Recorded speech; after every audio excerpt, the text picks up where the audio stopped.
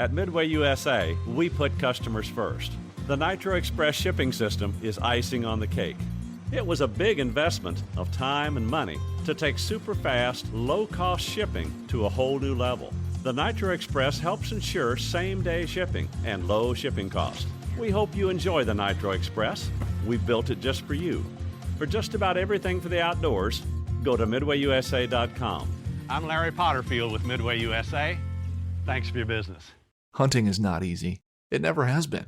It takes dedication, motivation, a lot of patience, and quality gear. If you manage a food plot, put up stands, or need just one more game camera, we can help at MidwayUSA.com. We opened our doors in 1977 and continue to put customers first by offering super fast, same-day shipping. For just about everything for the outdoors, go to MidwayUSA.com.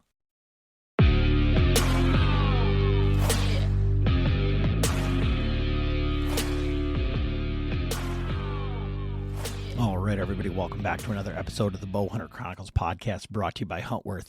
Huntworth gear for all types of weather, all types of terrain, all types of budgets.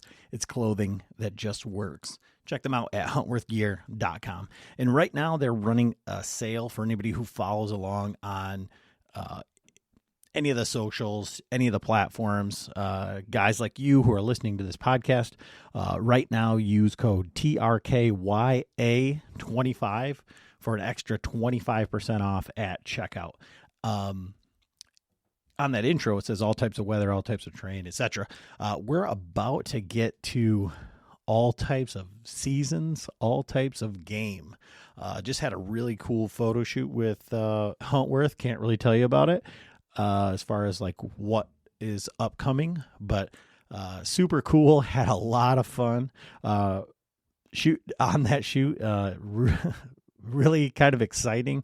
Can't wait to see. Have seen some sneak peeks of how the photos turned out, and really looking forward to that. But yeah, get over there, use that code.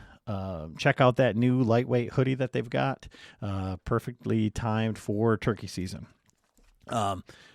This podcast, as it says in my intro, a good friend of mine, Greg Litzinger, had a heck of a season as far as killed a bunch of deer, killed some bucks, shot some deer, I think he shot four deer total maybe. But did it with a mouth tab, but changed the way that he looked at the season and actually had a lot more fun doing it. Again, kind of the theme of with everything that we've been saying on here for the longest time: go out, have fun, hunt your hunt, and share it with people. But yeah, so fun episode. Greg's a great dude. Lots of great information, but a great perspective. And Greg happens to be one of the Latitude guys as well. Latitude, go over there, check out their clearance sale right now. I think all codes are disabled. They were working, but you can use code BHC 15%. Give that one a shot. But Maverick saddle, some of the Realtree packs are on sale. The final Method 2s are going out the door, so definitely check them out. Big Shot Targets, code BCP, 10%. Just talked to Hunter. He's sending over a great package for the Muskegon Bowman's Club dinner. There are still tickets available for that. That's going to be April 26th for you guys who are local. Again, just picked up a water feather boat for that. We've got a pair of Swarovskis that we're raffling off. A chance to win some Swarovskis for like $30. Tons of gun raffles. Hoyt bow we're giving away, amongst other things. Face Off e-bike. Trying to really step up the prizes this year. Had a great time last year. But anyways, Muskegon Bowman, you can go to the website. You can go to our Facebook. There's some links on there. And, check out our friends. We got great prizes from Canati, Zinger, Latitude. Huntworth has sent some stuff. I'm trying to think of who else is that we've got. Gift cards from Lancaster. We've got a cooler full of booze, all sorts of stuff. So, if you're in the area, you want to donate tax-free to a good cause, check that out. But definitely get over there, use any of those codes, and Painted Arrow, they also sent a big package, and you can go to Painted Arrow and use code BHC to save BHC15 to save 15% over there. But as always, thanks for listening. Fun episode. Greg's a great guy, and you guys are going to enjoy this from a great perspective. Thanks for listening. All right, everybody. Adam back with another episode of the Bowhunter Chronicles podcast. And today I'm over the years, you have these guys and you're like, oh, he's my friend.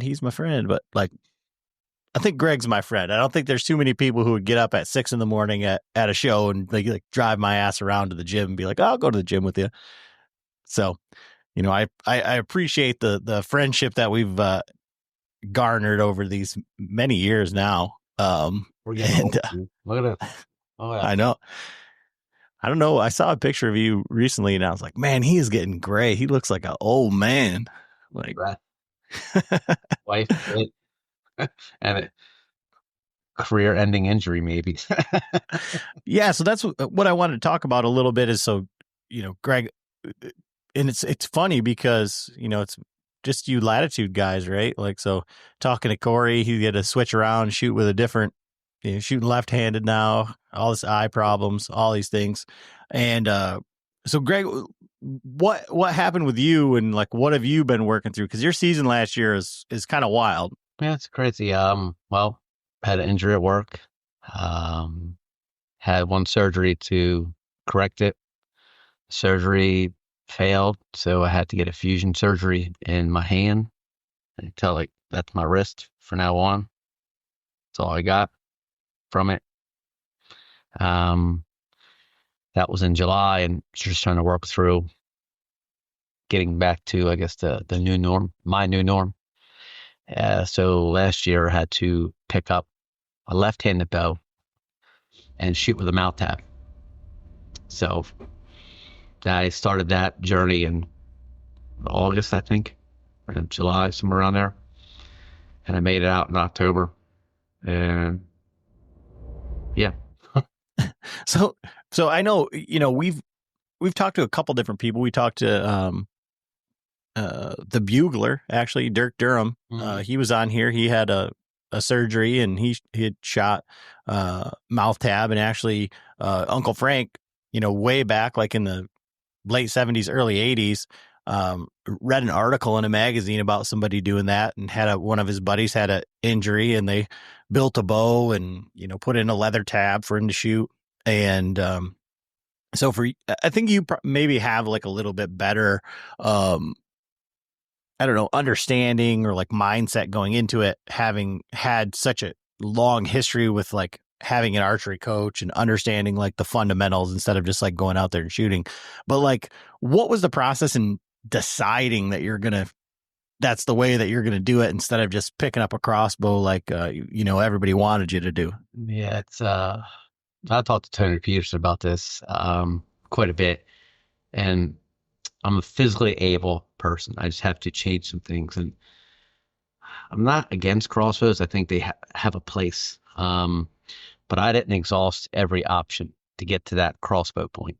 In hindsight, if I would have shot a crossbow last year, I would have shot 3 Pope and young deer. So maybe a crossbow would have been nice last year. But getting back to like having a coaching and shooting, nothing translated over to a mouth tab, because mouth tab is not like anything. You're not using back tension. You're literally just like pushing and just dropping your draw and shooting.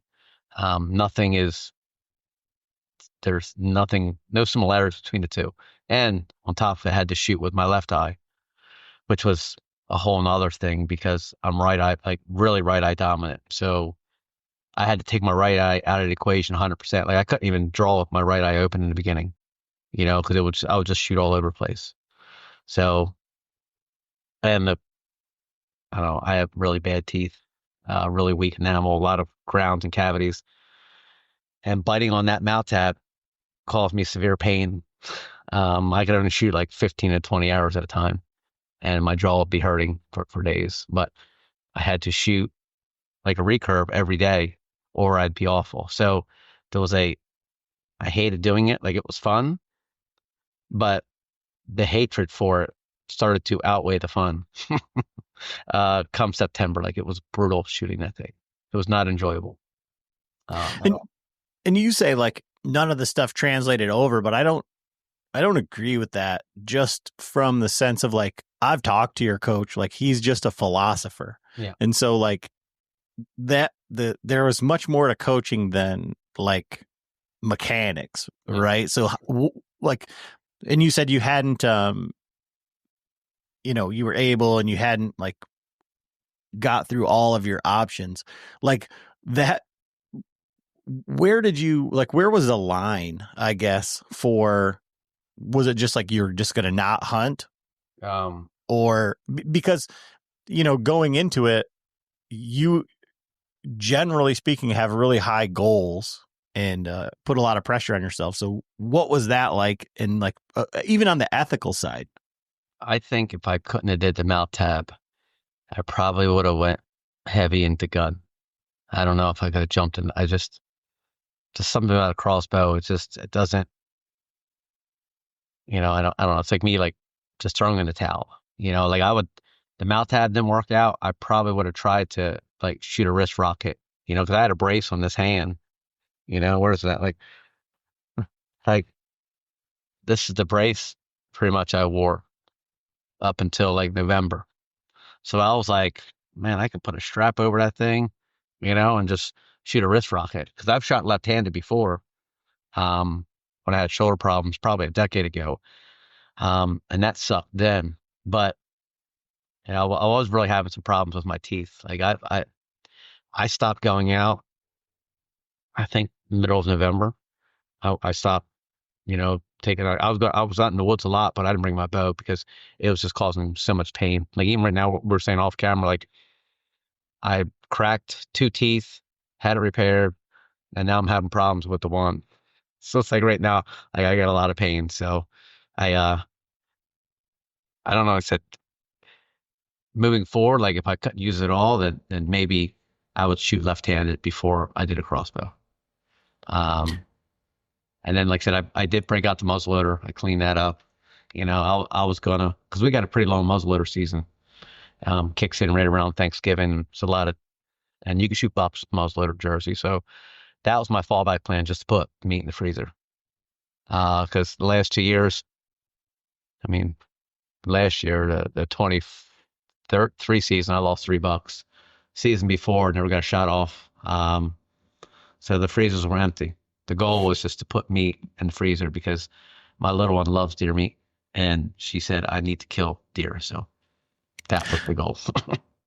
So it's funny because you had said, off camera and kind of going into this and saying like, you actually kind of got to have fun again. Yeah. A little bit. Like what was it like for you making that switch from like, it has to be a buck of this caliber or whatever to like, I think any legal deer? just knowing, because I know a lot of friends. I mean, you went to trad route this year. You can't expect to shoot 25, 30 yards. Like my max range was 20 yards with that setup. I shot, it was like 43 pounds, 25-inch draw length, and I had a 500 grain arrow. So 20 yards was max range. So it's like right there in my mind, it's like, okay, it's like I'm 14 again going out. I got a weak bow. Like there is limitations. And I've been hunting long enough to know, like, I mean, I could shoot 30 yards with that thing, but I mean, this was like the arrow pointing into the target. It was like just raining down at 30 yards. So it was like it's not efficient to kill. So it was like, yeah, I can shoot 30 yards, but I'm not killing 30 yards. So just kind of it reverted me back to like being 14 or 15, just being small and just setting those limitations. Like 20 yards is as far as I could shoot. So I started hunting in spots I hunted when I was 14 too, which is weird because it kind of very familiar territory. Like I wasn't hunting in spots where like I could shoot 40 yards. Like I put myself in spots where 20 yards was a far shot. And when I started hunting, that's what it was. You're hunting, briar thickets, cattails. Like you're just hunting, a trail. You're 6 yards off because I was hunting from the ground too. So I couldn't get in a tree. So all my setups, I was sitting in it, I'll bring the stand sometimes because in the water or whatever, but it's like it's basically just sitting on the ground, you know. So I kind of just set the bar really low and made a promise myself I will shoot at, when I say shoot at, because I missed a lot of deer in the beginning. I will shoot at any legal deer, buck or doe, didn't matter what it was. And I killed three, hit a few and lost, missed missed a lot. The first deer, first night I ever went out hunting with that, I was like, I'm hunting the pines, and this doe comes in. I was like, oh my God, I'm gonna shoot this deer. I mean, and with the mouth tab, you have to drop your jaw. Like you can't open your mouth. It's just your bottom jaw has to drop. Because you can't change. You just change. I would shoot high left if I, pull back and just exploded. So this doe came in, pull back. Man, I shot like 10 inches over her back, high left. The arrow was just like flying, and I'm sitting there, and I'm laughing hysterically. I wasn't even angry or upset because I'm just like, wow, this is hard. And it was like, all right, I need to go find my arrow. Like, thank goodness I had, those knocks on, the lighted knocks, because I was shooting those Simmon tree sharks and some of the other broadheads. They're like $30 a pop. With the arrow and stuff like that. I was like, that's like $60 missile going through the woods. I'm like, I need to find this thing. So I came home. I'm like, okay, what happened? What did I do right? Okay, I drew. She was kind of like walking towards me. I drew. Good. She didn't see me. Okay, I got off the ground. I beat that part. What did I do wrong? It was kind of dark. I couldn't see the pins too well. Okay, I need to get a stronger light or a better sight with better fiber optics.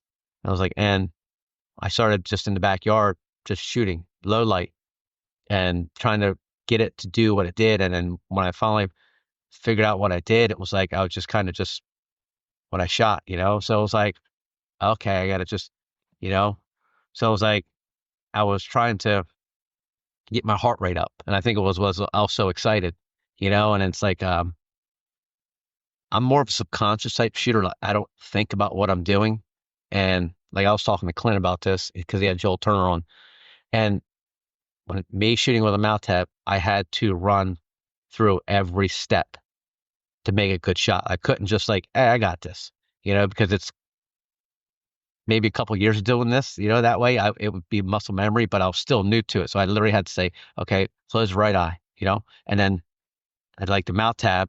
I had to sit there and I had to hold it. So it was like the same length, the tab's going onto my teeth, the same place every time.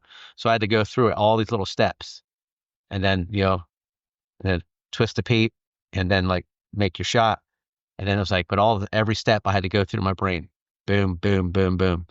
And once I did that, I started making better shots on deer. But it took quite a few deer to get that. I missed a lot.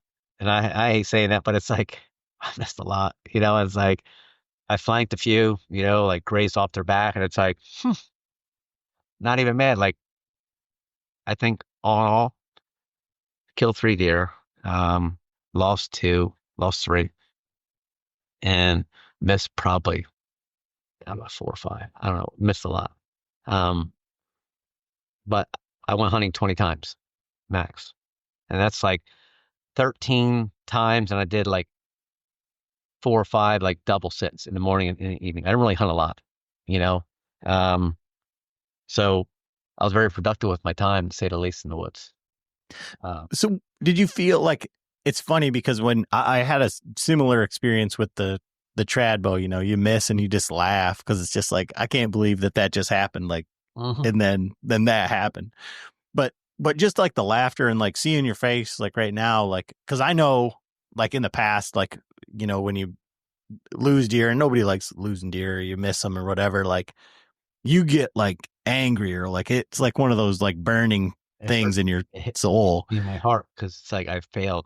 I had one job and I failed, it's like probably has a lot to do with my line of work. Like I'm paid to fix stuff and I can't fix it. Like, what do you pay me for? So it's like, kind of translates into like hunting. Cause it's like, I have one job to do and I didn't do it. So it's like, it doesn't sit well with me, like internally, like it messes with my heart a little bit. Messes with my brain. Cause it's like, man, I really messed that one up. Cause that was all me. It wasn't like the wind or a tree. It's like, especially when you mess up and you make a fatal hit, you don't find a deer or like a gut shot or something like that. Just doesn't sit well with me at all. But so like in this, like, was it like being able to go out and quote unquote have fun or like just be 14 again? Like, did you feel like liberated? Like, did it like, I don't know, like rejuvenate the way that you look at hunting? Yes, probably the most fun I've had hunting in a really long time, and I think a lot of it might be because the goal was me, so like that bar is just like, I'm just shooting. Like, if I didn't want to see a buck all season, like I would have shot 10 does if I had the opportunity. When I did, I mean, I shot at, I think, like 9 does. So it was just like, I'm just going to kill. I'm going to put meat in the freezer, and what happens, happens. And it was refreshing because it really took me back to, I was like, like I said, a kid again. Like, it just, all those little things you found entertaining when you first started hunting kind of came back to me. And I started hunting, like I said, I was hunting spots that I hunted in high school. I hunted at, sitting in literally right next to the same tree I sat in when I was 15. Like, sit on like this big red oak. I sat right there, and I'm like, I sat here almost 30 plus years ago, and the same exact thing, the same exact way. And it was just cool because it's like, this is what drove me out to here. Like, that's what made me get attracted to hunting, because in high school I loved fishing. I wanted to be a professional fisherman, and I killed my first deer, and I was like, well, screw that fishing. I still fished and everything, but like, hunting was way more, I was immersed in the experience, uh, more than fishing. But it was just a way to reconnect, with my younger self. And then, like I said, in that limitation factors, like, you can't really make mistakes, when you're like with a trad, 20 yards is a poke. Like, my 18 was like my wheelhouse. I felt comfortable at 18, and I had some big bucks this year at 28 yards. I mean, some hammers.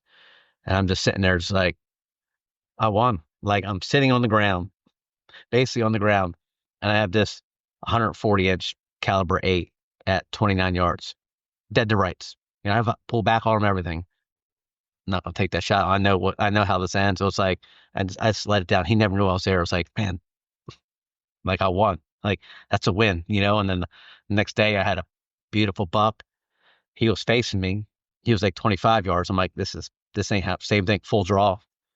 He knew something was there, but didn't. And I was like, I let down and just watched that deer do his thing. I was like, man, this is pretty cool.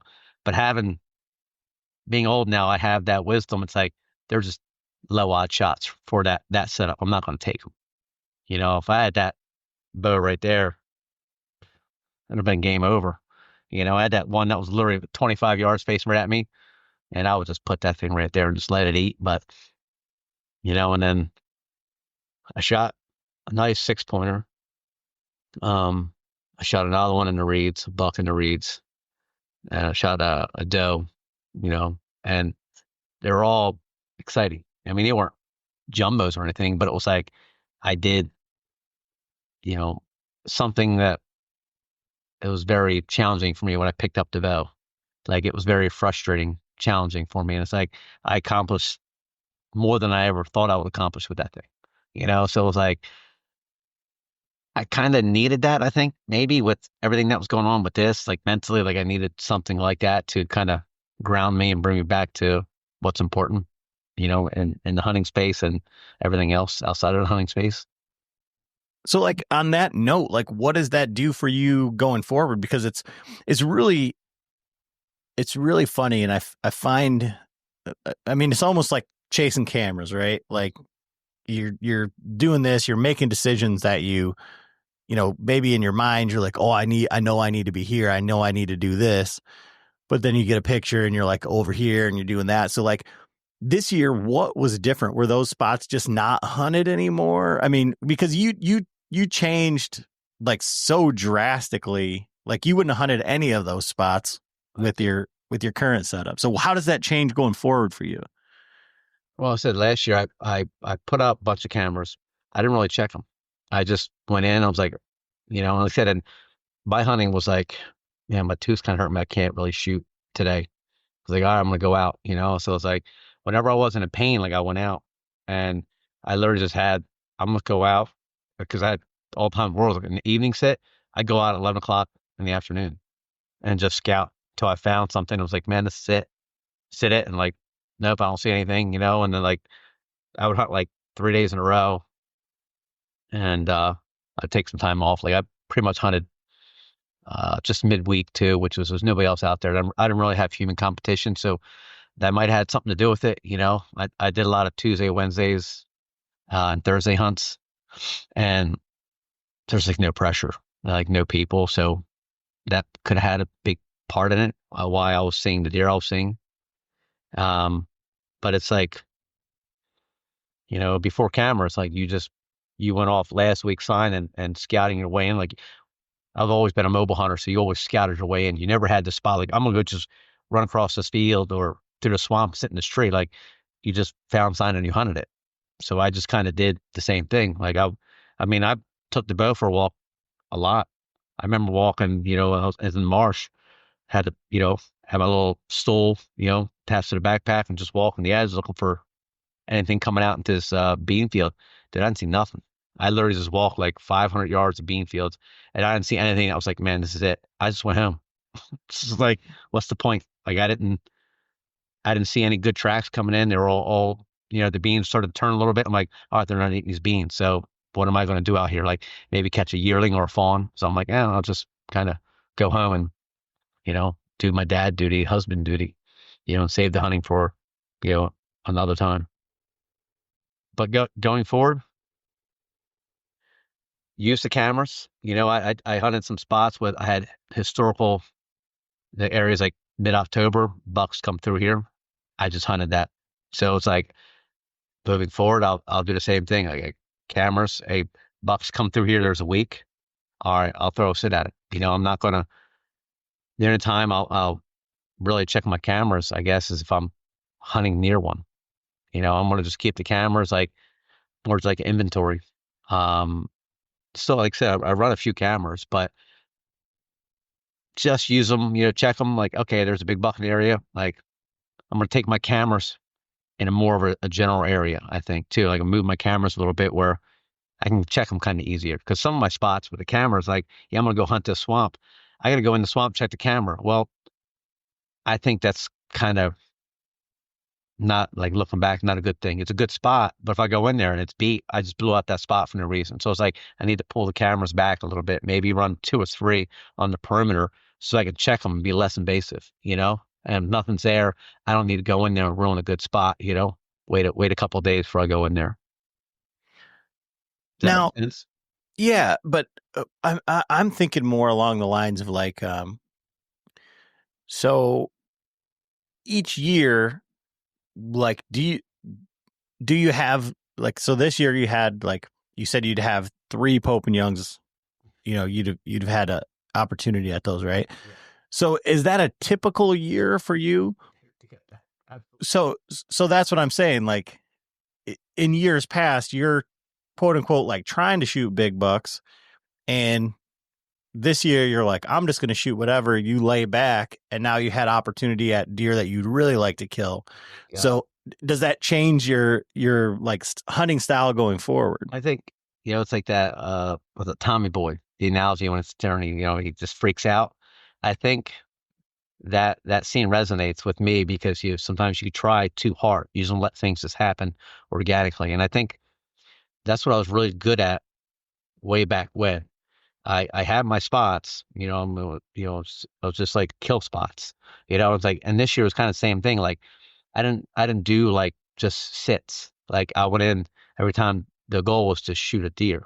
So it was like, I kind of adopted that same mindset, but when I was, killing deer like this all the time, I had my trees, but I went out there and there was nothing there. I just move on. I would just keep like those.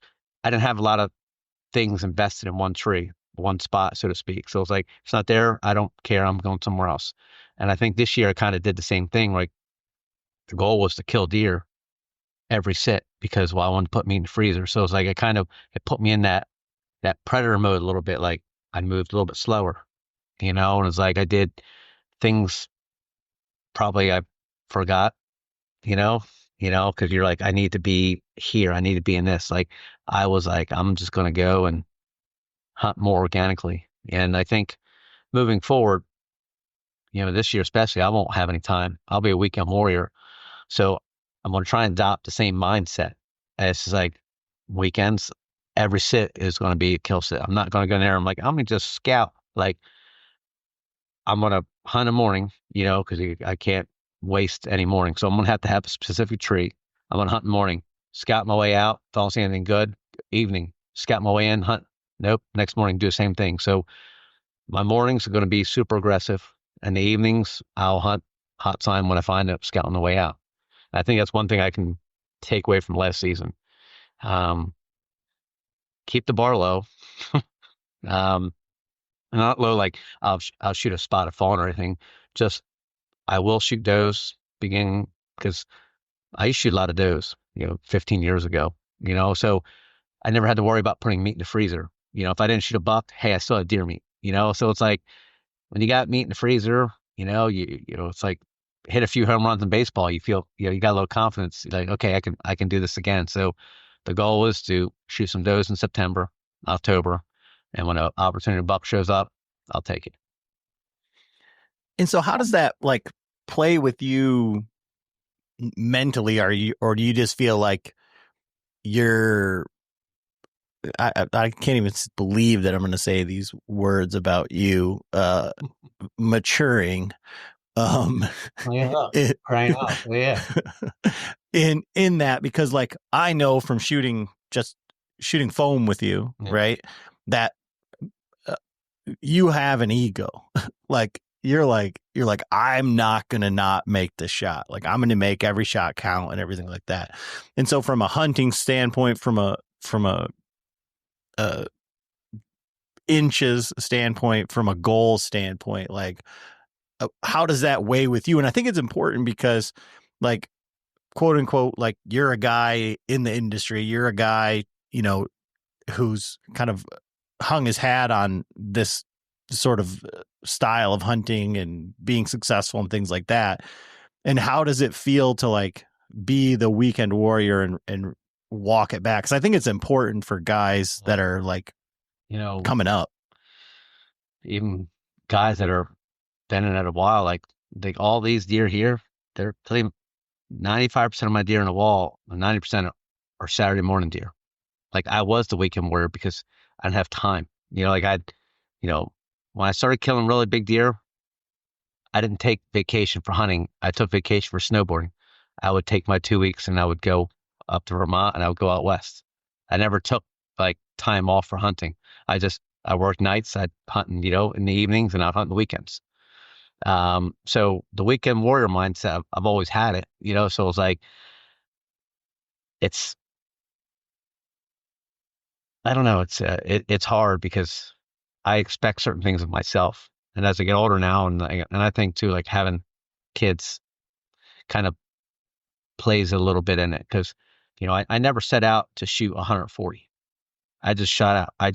The goal was to shoot mature deer, and I think that's what I was always proud of. Like it's age over inches. Yeah. Like, I've shot 6-year-old deer. That's 115 inches. That's like, I shot 2 deer that was 6.5. So it's like, I've shot old deer that nowhere near Pope. That to me is more important than, that big guy right there. Like that was a cool deer. Don't get me wrong, but or that deer right back there, that's cooler. He was 117 inches, 6.5. It's like, I need to not chase inches and chase mature deer, because, I think we all get caught up in that. Like we want to shoot the biggest and baddest deer. That is just the nature of hunting and fishing. Bigger is always better, but at the same time, last couple of years I was chasing giants and I kind of wasn't having fun. It was like a job, it was like labor intensive. And anybody, especially for me, like stuff I do, I need to enjoy it. I can't look at it as like, oh, here we go again. It's like hunting, chasing inches became like a job where it's like, I didn't really enjoy it. It was like, I was like, force myself to go out and take the fun out of it, I guess. So this year was nice, and this coming year will be. I'm gonna have the same mindset. It's if it happens, it happens. If it doesn't, hey, it doesn't. You know.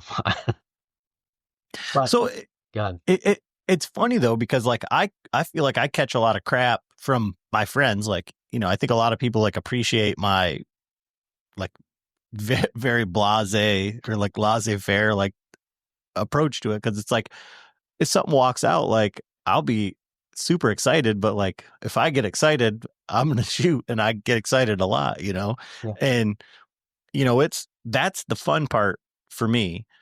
But so from your standpoint, because I feel like you're a guy that can't.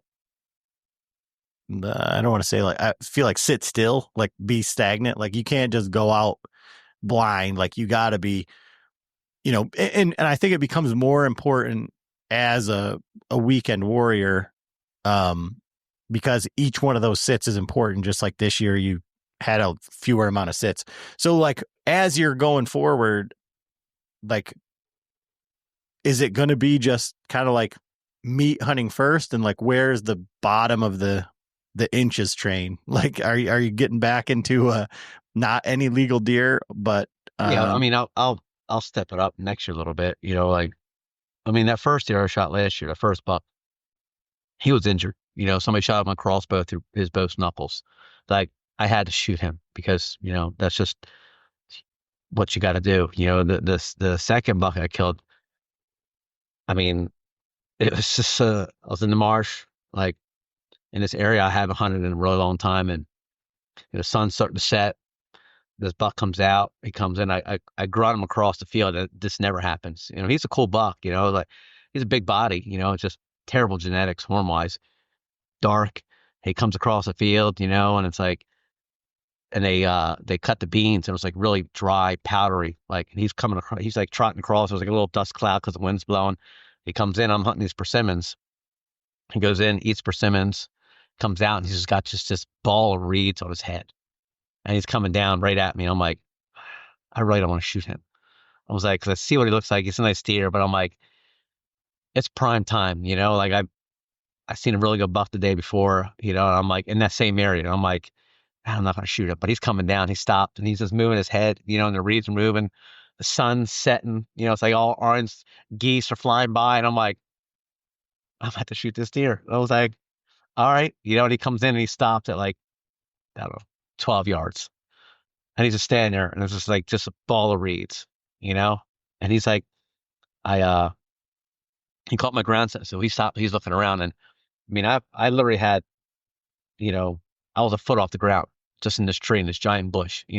So I'm sitting there, I'm like, he's just like looking at me, but he can't see me because it's like I got great back cover.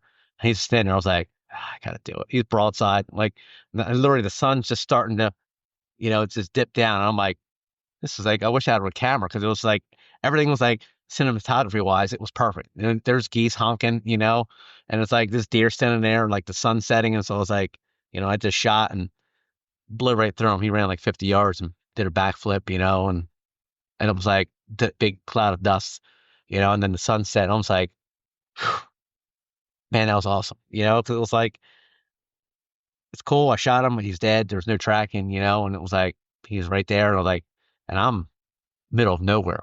Like, when I can't drag a deer because my hand, like every deer I shot, I had to call people, which is like, but good friends, though. So my buddy Tony, I was like 40 minutes from my house. He was probably almost an hour from his house. He drove down there, and he grabbed a sled, from my truck, and we came out there and we put it on it and he gutted it and drug it out. But it was, so it was pretty so, rad, so let me ask you this, right? So would you have rather shot that big buck at gray light? You heard the crunching.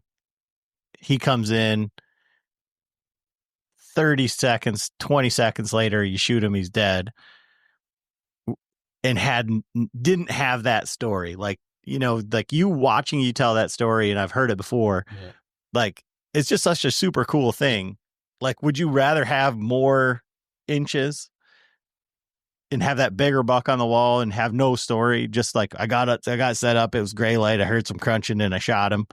Or Yes and no, and the same thing, like, 'cause I promised myself, season starts, any legal deer in range, I'm slinging a broadhead at it. So that moment there was like, I have to hold myself accountable to those things. It's like, yeah, I said any legal buck, and this buck was, it's not a 6 pointer, it's like, got to do it, man. Like I need to hold myself to, things I set out to do. Like, I'm going to kill everything I get a chance to kill. I'm going to fill every tag. I get a chance to fill every tag, which I haven't done that forever. I killed, I shot a buck in rec fall bow and a buck in permit. It's been a few years since I've shot 2 bucks. So it's like, all right, like, it's a win, like, sure, having a 150-inch deer would be great. Don't get me wrong, because I mean, that's, there's just something about big deer. But like I said, that moment, that story, yeah, that's there forever, and it's like, I haven't shot a deer in the reeds, in a long time. So that was like, everything just lined up perfectly. It's like, I was made to shoot that deer, basically. Like, it's just everything, just the stars lined up, and it was like, so this is it, like, I got to do this, because I said I was shooting every deer. I'm going to put meat in the freezer, and then that's what I did, and then I went back to, yeah, because I would have shot a doe. If a doe would have came out from those things, I would have shot her too. Like, it wasn't like I'm just shooting bucks only. It was like, if a doe would have came down that field edge, she would have got smoked too. No problem. And one of the things that I like to talk about, and why I love, just shooting deer, but even like shooting deer with and having someone to share it with, right? So when Tony came out there, was he like, "Oh, why'd you shoot this thing?" Oh, Or was he like, yeah, like, my first buck, same thing. Like, I shot that one, and he was a lot bigger, horn and body wise. Like, I couldn't even move him. He was in like a water. It was like, I moved a little bit with like my right hand, pull him out, because, like I said, because I had that brace on this hand. So it was like this. I literally just had one hand. So it was like, I couldn't do anything. I couldn't gut him. I couldn't nothing. So it was like, my friends need to do that. And Tony, that first buck, he was super pumped. Todd came out. Todd and Tony, they both came out. It was warm, that first one. It was early. So, but the second one, Tony came out, and like, we were just having a good old time, and I think he was more hyped for me, because he hasn't shot a deer in a long time because of work and whatnot. He hasn't really been hunting, but I think me shooting those deer this year with Tony being there kind of lit a spark under Tony a little bit, because he bought a new string for his bow. He bought one of those elevate stands. I had some double steps from Eastern Woods I was gonna make years ago.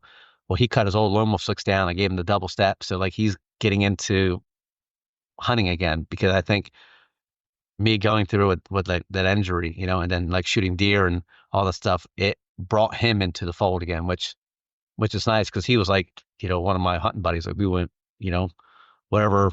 Hey, I shot a deer. Okay, I'm there. I haven't had that in a few years. When if I shoot a deer, it's like, oh, it's me dragging this thing out by myself. And that's kind of boring. There is something about with your friends dragging out a deer at, be it, 10 o'clock in the morning or 10 o'clock at night. There's just that camaraderie from two dudes, or kids, or whatever it might be, pulling that animal out. and then like, again, for like the having the kids thing, like, when you brought any of these deer home, was your daughter like, why didn't you shoot a bigger one, Dad? It was all nighttime. Nobody seen them. Every deer I shot, the first one, they were in school, so I had to get that. It was warm. Took it to the butcher. And the other two were at night, so they never seen them until I brought them, like, the racks home. But like, Annette loves loin, and chops. I got the bone in, the two loins on the side, and cook them on the grill. And she takes steak to school like that. She don't really eat lunch meat, so like, she loves loins, and she tells me, and like, after the first deer I shot, she's like, "Dad, you need to kill more deer. I love loins. I love deer meat." I was like, all right, so it's like, all right, cool. And like, that's good to hear, because we eat a lot of deer meat, you know.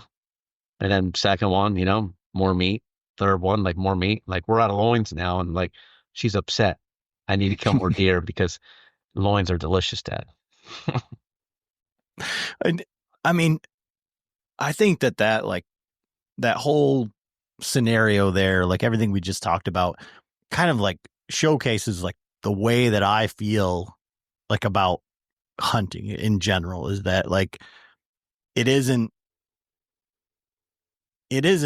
just about like just about you specifically. Like it can be. I mean, if that's what you make it, but that's a really lonely drag out. That's a really lonely, Yeah. You can sit in your room with all of your mounts by yourself and have nobody to share them with. Yeah. Or you can remember all those spikes and fork horns and all the fun time that you had getting there. Yeah. And then, Agreed.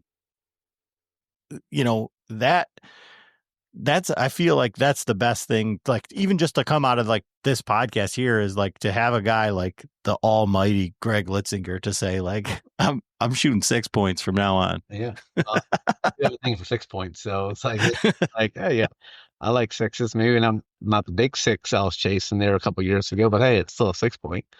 But no, it's, and I think sometimes it's good to lower the bar. Like I said, I had a couple bad seasons, and this year was shaping up to be a bad season. So I could have set these unrealistic goals, and it was like, and I still wouldn't have killed anything. If I was like, oh, it's bucks only, I got to shoot like mega or jumbos. I would have went 3 years without killing a deer. Like, it's just, that's too long, man. Like, I like to shoot. I like to eat deer meat, and I'm not like a murderer or killer. Like, we all like to have success when we do stuff, and the eating of the meat, that's just it's what I got into hunting for. It was like that moment you shoot a deer, buck or doe, if 14, 15, it's one of the greatest days of your life. When you're 14 years old, 15, you shoot your first deer, like I said, buck or doe, like that adrenaline surge. Like I still get like this year, like I was jacked up every deer I shot at. It was like, man, this is amazing. Like I haven't felt like this in like such a long time. It was like, man, I missed that these last couple of years. The last 2 years was rough for me, and it's like I kind of miss those moments where it's like, hey, I'm a deer hunter. I'm not a buck hunter. I put a doe and a buck side by side. I'm going to shoot the buck because it's bigger. There's more meat in it. Like from a meat standpoint, yeah, a 200-pound buck, you're going to get way more meat than a 100-pound doe for sure. But those are all I'm saying. Well, I'm going to start shooting. So as an industry, like how can we do better at like kind of showcasing that sort of stuff instead of like all of like these inches and all that? That's a hard thing because if you look, I don't know if you and I have ever talked about this, but let's just look. You have a giant buck, you have a doe, and you go back, 1,000 years. Human beings were just, were killing stuff with a pointy spear.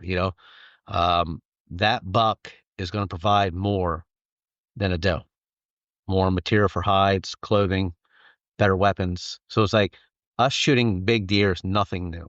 It's like it's been there since the dawn of time. The bigger the animal, the more resources you get from said animal.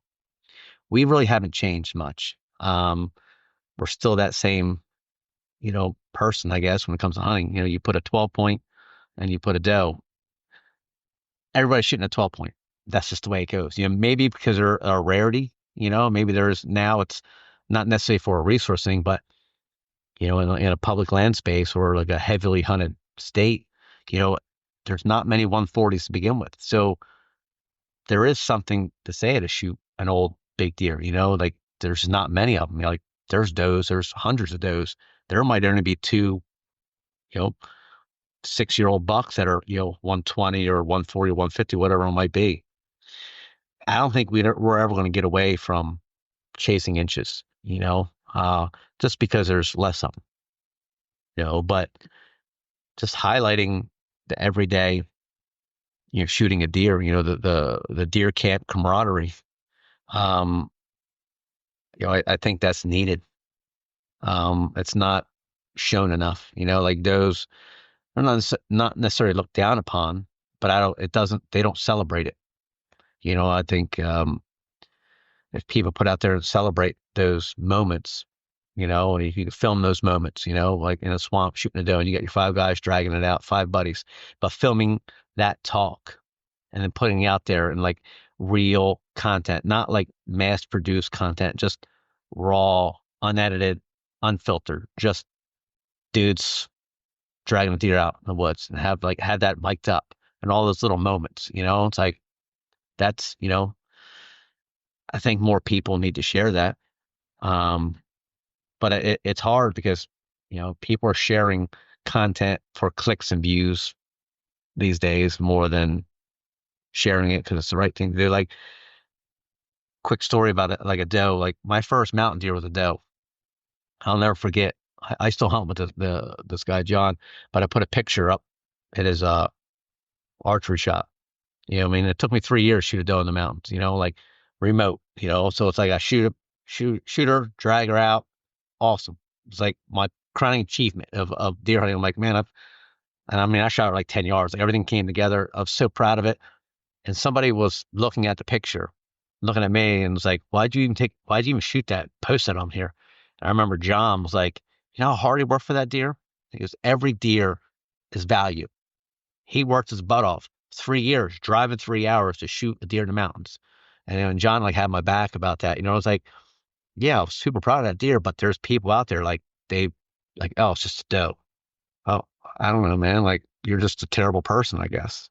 It's like that still was a life, it still was a challenge, like shooting does out of corn piles, maybe not much, but shooting a doe in a remote wilderness in the middle of a swamp, like the drag out's awful. Like, there's something to be said for that. Like, I, I've, I've shot some does in some funky places, and it's like, why'd I shoot this thing? Because it's like, man, like we are back here, but getting out is an experience. It's an adventure, just getting that deer out, and it's like, I drive all my deer out. I don't quarter anything up. I like that part of dragging the deer out. Like it's a little easier now. I got a sled, put it in, but it's still like you're still dragging out. There's still like that physical part of dragging that deer out. I don't think I'll ever be a guy that whacks a deer out, and takes it out of the woods because it's easier. Like, I want to feel that pain of dragging that deer out. I think for me personally, I enjoy that. I like all of that. One thing though, like going back to what you said about the meat and hide and all that. We could look at it like your last 3 years of hunting when you were hunting big old deer. Yeah. Like, how much meat and hide did you bring home versus this year? Yeah. And they add up quickly. And I think like if that were the case, and like you could like change the narrative, and I don't think anybody would like adopt it because it isn't as aesthetically pleasing. But like, think about how they do fishing tournaments, right? They do total weight, right? Mm-hmm. So if you just did processed meat and you just started posting these pictures of like scales, like I brought home 152 pounds of meat this year. Yeah. Like I killed 7 little yearlings, but it was, in high school, it wasn't antlers. It was who killed more deer. Like my whole, from 14 to even probably 21, 22. Actually, now I'd say 24. So I had a decade where it was sheer volume. Like, that was the people I hunted with, and the groups and the clubs I hunted with. It was sheer volume. Who killed more deer? Like, that was the merit of a good hunter. If somebody shoots a good buck, that's cool, but he shoots one good buck every 5 years. Well, I shot 9 does this year. It's like, I'm living off of meat. Like, my friends are living off meat. Like, that is why we hunt, really, like, was for the meat. And I think, in Jersey, they still do the heaviest buck contests. And like my buddy Tony, he shot a buck that dressed 201. He rubs that in my face every time we hang out. He goes, "Yeah, you got a nice deer. You ever shot one with 200 pounds?" I'm like, "No, man. Like, I haven't." It's like, but it's like there's still something to that. Like that is a metric that maybe we need to push more. Like heavy body deer. Because that's a 200-pound deer. That's a beast of a deer, man. Like dressed, you're what, 270 on the hoof. Like that's a hammer, especially here in Jersey. Maybe not in the Midwest or Canada or maybe parts of Michigan, but that's a huge deer. And they do big buck contests around here. It's always weight. It's not inches. And that's what they do up in the Northeast, like Maine and Yep. all that. It's all, you talk Yeah. like those big woods bucks guys, they just wait. Yep. That's like, I mean, they're in places that deer can get 300 pounds. Like that one buck I lost this year. When I showed you a picture of, like, that deer was huge body wise. Like, I mean, he made the rack look small. And the rack's not small; it's good mass. I mean, it's not a jumbo rack or anything, but it's like he made that rack that he had look small, but his body was just massive. Like, big old head, big old belly. Like he seen some stuff, man. And it's like that is. I mean, I regret not finding that deer, but it's like wasn't for lack of trying, but like that deer would have come close to that. I think that 200-pound mark, because when I seen his body, and I was like, like it was like one of those things. Like you took a step back, like you just see like mass coming, and then it was like you see this train attached to the mass. You're like, I don't know whether to look at the body or like to look at the horns. And it was like, oh my, that deer's just a beast of a deer, And it was like that would have been great, dragging that. I mean, Todd would have had a hell of a time dragging that thing over the woods. We would have made a four-wheeler for that one, But it's like there is like big heavy deer are cool, I mean, this deer right here, I had a Dodge Dakota. He was long and slender. He pretty much damn near took up the whole bed, but we had to like force him in there, to get the tailgate shut. Like he was just super long, young deer thing, 2.5. Because like he had genetics to be a monster. His frame was just like long and lean. If he would have made it to like 4 or 5, like he would have been an absolute toad, an absolute unit.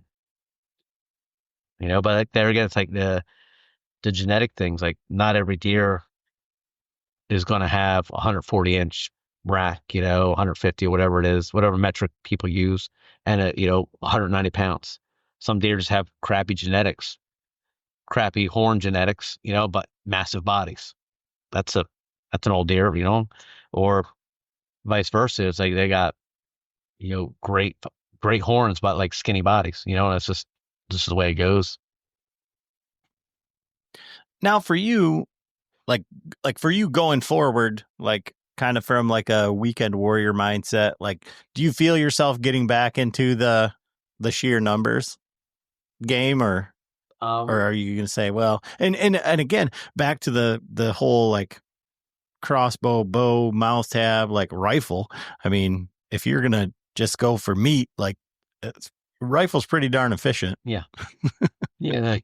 Like I even talked about like Tony, because he don't really muzzleloader. We used to muzzleloader hunt. I would shoot, like one or two does a year with a muzzleloader. Like I would shoot anywhere from 3 to 5 deer a year. Even when I was like killing, like it was like my freezer's full. I don't have like these expectations like the rush shot or shoot at inferior deer, necessarily because I need I want deer meat. So it's like moving forward, I'm shooting more does in September, October, and late season. The last couple of years, I didn't shoot any does in winter bow, and that's usually I'll shoot 1 or 2 usually a winter bow with the bow. And last 2 years, nothing, man. Like I was focused on trying to shoot a buck, and that's like that's not my speed. That's not who I am as a hunter, So it's like I need to get back to what made me out in the woods, and if I got to break out the muzzleloader, shoot some does, I might this year. I like shooting guns, like I said, but the last deer I shot with a gun, that was a buck. Probably because it was a really nice buck with the muzzleloader. I shot him, he dropped. There was no connection with the deer. That's why I stopped gun hunting. It was like I didn't feel like, yay, I'm happy. It was like I gotta drag this thing out. And it was like, oh, it was like there was no one around to help me. And it was like just dragging out. It was like the deer don't deserve that, you know? But then again, I was like really shooting bucks, good bucks with the bow. So they're, I was on the upswing. So probably, I might go out this year with muzzleloader and see how I feel after I shoot it. If it's that same disconnect, I probably won't shoot one with a gun. Again, maybe if with a group of people and we're doing drives, like there's some camaraderie behind it, but like a singular person, I don't know if I'll go out with a gun unless I need meat. Oh, Now, where you're hunting, is it like always far away? Like, because you haven't like mentioned like bring it, because I think you're getting it into the point like where, I know for a fact your daughter would really enjoy to go on a track or something like that. Like, yeah, most of my at what point is it like where you can get her involved? I have to be like early season morning, or Saturday mornings, or maybe like a nighttime track, when it's dark at 5, so November maybe. There's some spots that I could probably hunt and shoot some does in the evening in November, maybe even a buck, because I see what a lot of people do bring their, their family and stuff. It's like, that'd be cool to experience, you know. I never tracked deer with my dad until he shot one my first year, and I was like, it was so cool, but I never experienced that like growing up, Um, I think Annette would enjoy that, Annette likes going in the woods and, hiking and all that stuff. Like she might be interested in finding blood. I don't know. Like she might not. I don't know. Yeah. That's Well, a bridge up I think I need to cross at some point. yeah, and I didn't do any of that stuff either until I hunted and hunted with my dad. I couldn't even tell you. I think maybe the first deer that I ever tracked was the first one that I shot with a rifle. But at the same time, like in and I was thinking about this when you were talking about like having those slow seasons and like the kids and how you said if you were just going to only go after hammers this year, like maybe you would have shot 0 deer because of just the way that you approach the season. But I think that that's one of those things too. Like how many years of dad doesn't get any deer do you like? Do your kids like even forget about like what it tastes like or whatever? And they're like, stigma or something like, oh, I don't like deer meat because my friend doesn't like deer meat, instead of like being like my daughter's like, I brought home some ducks and she's like, her friend's like, oh my God, why did you shoot those ducks? And my daughter like looked at her with like big wide eyes and like, because we're going to eat them because they're delicious. There was no stopping her from saying that. And it's like, but I just wonder like how do you, in this fast paced world, like how do you keep kids engaged with like all that stuff, You have to, it's got to be steady pressure, like with anything, it has to be steady immersion in a subject. And I think it'll stick. Then flighty, next year, like I'll probably taking that out squirrel hunting, because it's more like walking around the woods. Like next January, February, I plan on taking her squirrel hunting, scouting and squirrel hunting, and then see how she does with me shooting a squirrel. Like that moment, like, shooting something and killing it. Like, I don't know, like I never did that with my dad at a young age. I mean, fish, yeah, I mean, we killed a lot of fish and ate them, so like I understand like that, catch fish, like gut it and all that stuff. But like a mammal, like something I killed, I was 14 before I gutted anything. A squirrel, I think, was the first animal I gutted. And it was like, I was hooked because like, man, my dad's let me loose. Like looking back now, it's like at 14, my dad's like, oh, you're legal. And I never hunted with my dad in the same tree. It was like, he's like, all right, you sit here, I'll go over here, I'll come back later for you. So it's like, I experienced the woods and hunting a lot by myself. There was no like, my dad was there, but those moments I was by myself, like shooting a squirrel. I mean, the first one I was by myself. Like I shot, like, I think 2. I remember coming home like so proud. Like I got a picture somewhere, I'm like this big, and it's like I'm holding 2 squirrels in the kitchen. My mom wasn't too happy because I'm like dripping blood on the floor. But I was like, my dad was like, "Now you gotta gut him." I'm like, "Well, gut him." So he'd like explained me and showed me, and it was like, "Okay, now you're up." And then like gutting it, and then like frying it up and eating it. It was like, man, that's you know, I grew up doing that stuff. So it's like, I don't know, maybe Annette will like that stuff. I don't know. Like, I think you just have to put them in that situation and see what sticks. You know? Well, it's funny that I was thinking about it earlier when you were talking about like, shooting does early and kind of getting that monkey off your back a little bit. And I think more people really need to do that because you find yourself pressing a lot less during the season when you have a full freezer and, but like what's funny is when you brought up the squirrel hunting and all that. And like, I'm like, well, I've never taken my daughter squirrel hunting, but like after she shot her deer this year and we did walk around looking for squirrels, we didn't shoot any. She's like, Dad, I'll go out hunting tonight, but like, can we bring the 22 also? So if we see a squirrel, we can shoot it. And like, I think that's that like child's like equivalent of getting that monkey off your back. She's like, I don't care. I already shot a deer, but like, if I get more opportunities to shoot at squirrels, then fine. I don't care if we don't see another deer ever. Yeah. Like, I think too, like Annette likes guns. 'Cause I told her like, she'll be 7 this year. And I told her 10, you can hunt New Jersey. And I say, like, what do you want? I was like, you're probably going to use a crossbow. She's like, I don't want to use a crossbow. I want to use a bow. I was like, well, you better start hitting the weights because I don't think you'll be able to pull back a 35-pound compound when you're 10 years old. Like, you're going to be small like me. I struggled at 14 to pull a 35-pound compound back, So but she was kind of adamant, like, I don't want to shoot a crossbow, Dad. She goes, I'd rather shoot a gun. And I'm like, oh, all right. I guess it was like I might become a gun hunter again in a few years because that might be the only time that she goes out. Maybe she'll use a crossbow. I don't know. Like I thought about buying one for a yard here, like a smaller one, so she can shoot, see if she like enjoys it. It's funny. My daughter, she's 9 and we've been going up to the Bowman's Club and she's been shooting on the trad league and like, we're not keeping score. We're just shooting. Like you said, just that like immersion, just like, and I asked her like, do you want to go up there? And this week she had a dance competition and then she was like, no, I don't want to go. So just me and, her grandpa went up there and shot. And, but last week when we were coming back, she goes, Dad, do we own a crossbow? And I said, no.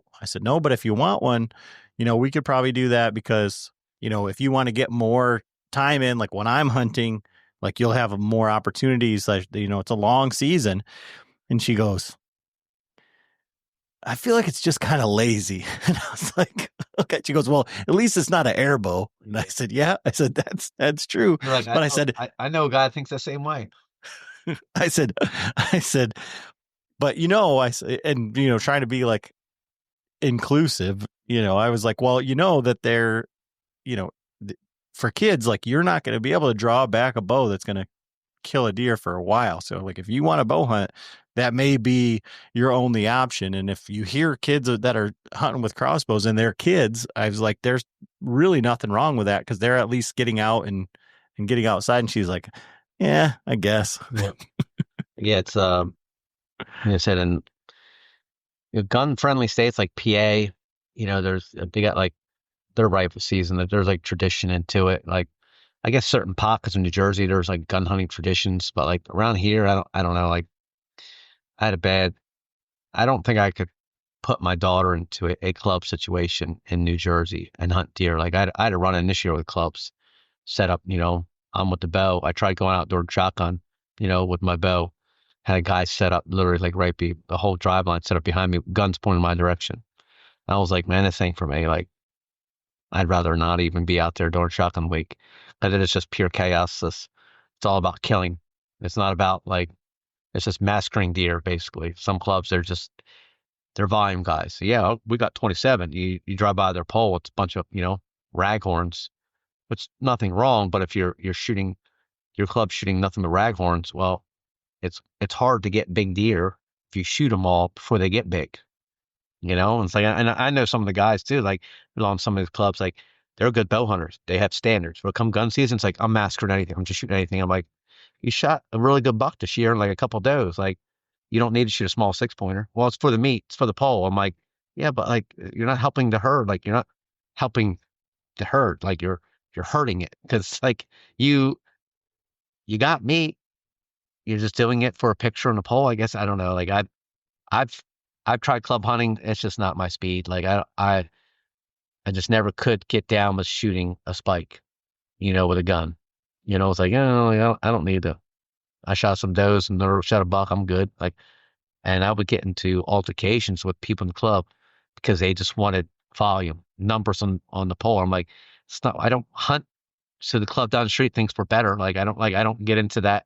You know, the old dick measuring contest. It's like I didn't get into it then. I was like, and I don't get into it now. So it's like it's just not my speed personally. I mean, I understand that from like a peer pressure standpoint, right? Because it's like, I mean, you say that, and we definitely didn't shoot bucks like that, but like, I mean, this year at our Patreon camp, I think we killed 9. Yeah. And like this old boy walked up and he was like, "You guys kill it? Oh, Jesus, you killed a lot of little ones." But like it wasn't necessarily a volume thing, but I can tell you that we give people a lot of crap if they don't shoot deer because it's like, but from my standpoint, it isn't like so people think that we're good at what we're doing. Like I'm on the side of it, like Tony, right? Like there's guys that are coming up that have never been on a track. They never got to track a deer. They never. So like I'm the devil on your shoulder saying shoot them all because we don't want to deprive people of this experience. Yeah, that's that's understandable. But like if you have the skill set, and the means, and you shoot good bucks with the bow, and but when it comes to gun season, like you throw all your morals out the window. But then some of these guys are the same guys that complain that there's no good bucks around. It's like, around like, well, if you shoot every 4, you shoot every small basket 6, a basket 8, over the course of 5 or 6 years, there's not many like big deer. Like that's like, because some of the spots that I hunt, like they just drive they drive every day, and like big deer usually get away or they don't be in them spots. But those younger deer that good genetics, they don't know any they don't know any better. They haven't experienced that, and it's like, like they kill a deer. It's like, wow, that's all right. You guys killed like that one drive that they set up on. They shot so many deer. It was like World War III. It was like it was all dinks. It was like, yeah, you got meat for the pole, but it's like, all right, like where like that area had a lot of really nice deer. I had like cameras on it, but it's like they killed nothing wrong with it. I'm sounding kind of like a not holier than thou moment here, but it's like if you shoot 5 or 6 dinks, that place is gonna be blown out for a couple of years. It's like we don't have the numbers to replace them. So it's like, okay, well, that spot's gonna be shit now. It's like it was good a few years ago, and the same thing came in. Like had a lot of nice up and comers. Couple gun clubs came in there, wiped them out, and the place was dead for like 3 years. And it's like, well, okay, like we're in this 3-year cycle. It's like it's not helping anyone out really. I don't think personally, but I guess they get. Yeah, I don't know. Club. I mean,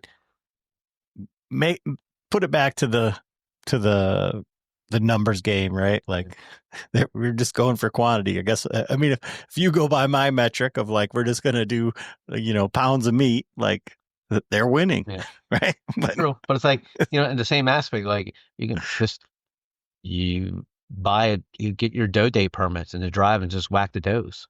If you're looking for like a numbers game and like a killing thing, but it's like there's guys that if it's legal, they're going to shoot it. In Jersey, like, I mean, you can kill $5 by all your tags. You can shoot $5. And now New Jersey wants to change it to, in a year or two, to shoot 7. Really? 7? Like 5 wasn't enough? Like gun hunters were complaining that they shoot one with a muzzleloader that takes away from their 6-day firearm tag. Well, yeah, because you got a buck with a muzzleloader. It's a gun. So now you buy a muzzleloader tag, you can shoot a buck there, shoot 2 during shotgun, 1 winter bow and like 1 fall bow, 1 permit bow. It's like, well, Like, where's our herd going to be in a few years? Like, the numbers game is going to get us, not in a good way, because I mean, how are you going to sustain the ability to shoot $7? Because some guys will, like, they'll shoot digs. So, it's legal, I'm shooting it. A few years, that's going to put a hurting on the herd, you know? So where does, like, in your state, like the conservation, like, is it because it is so populated, and even though you don't have like the numbers of deer necessarily to support that many tags or whatever, in your opinion, is it the science saying that, like, hey, there's so many people here and there's not enough land for these deer? Or, like, I mean, because ultimately that's what it comes down to for the most part, where you think about, it's supposed to be managed for the resource, and not necessarily the resource being big bucks, but just hunting in general, right? A healthy deer population. But here's the irony with New Jersey. And I've talked to biologists, and I thought Kay Morton. It's like I've and we did a survey like 2 years ago, and I posted about the survey, and so many people were on board with me. Like, if it's a numbers game, because we have to shoot a doe before you shoot a buck in the early season. You know how many bucks I've passed the first week of September? Probably about 10. Now, but if I had to shoot a doe before I shoot a buck, to me, that's not a numbers game. Like, that buck is going to breed a half dozen does, maybe, cause an accident, like, because the earn a buck, I would say 60% of the deer that get killed are just out of spots or spots. You go to like a butcher shop, it's a bunch of fawns. Now I got my buck, I can shoot a buck. It's like, you're just shooting babies. So it's like, but I could shoot that buck. I've passed 9 or 10 shooter bucks in September with no doe tag. So it's like, I didn't have my earn a buck. That doesn't seem like a numbers game to me, but all right. That answer was I could never get a clear answer on why they do it. But whatever. And then, we had zones, earn a buck, 3 on one side. I mean, not 3 on one side, antler APRs, and then literally right across the street, no APRs. You don't think those deer cross the road? Make that make sense. I don't understand that. It's like, wait, and then this season, this zone will open up early season. The zone literally right across the street, it don't open until, the 1st of October, fall bow. So there's no early season. It's like, it's the same wood lot. There's just a 2-lane highway going through it. What explain that? I don't understand, and then like up north, the same thing. Like, there's no APRs. There's no early season. Okay. But then you literally drive like a mile down the road, early season and APRs. And it's like, I'm confused at like how you draw your maps to make this make sense, where it's a numbers thing, because you don't think deer travel. Like, are you doing your survey in the wintertime? Like, oh, there's a bunch of deer, they're yarding up over here. We can, I don't know how they're doing their surveys number wise, but it's like, I'm a common sense guy. Maybe I'm just slightly retarded. I don't know. I don't understand the logic behind it, and then like, hey, it's a numbers game, but you can shoot $5, but you can only shoot 2 does, or this zone, you can shoot just 1 deer. And then you're done, one deer, one buck, 1 doe. And I get like there's pockets and everything, but it's like, it's very inconsistent, and it's like, if I want to hunt permit bow, I have to buy a permit bow license, zone tag, and a buck tag. Cost me like over $100 to bow hunt in my own state for a resident. Now, if you wanted to come here, like, just to hunt, for a week vacation, you want to come to Jersey and try to hunt salt marsh, it's going to cost you $200, $250, because you have to buy a license, then you have to buy a buck tag and a zone permit for whatever zone we're hunting. Whatever, $30 a pop plus your out-of-state license. Like, that doesn't make any sense. It's like, that just seems weird. Like, I can go to Delaware, it's like $220 for a tag, and it's good all season.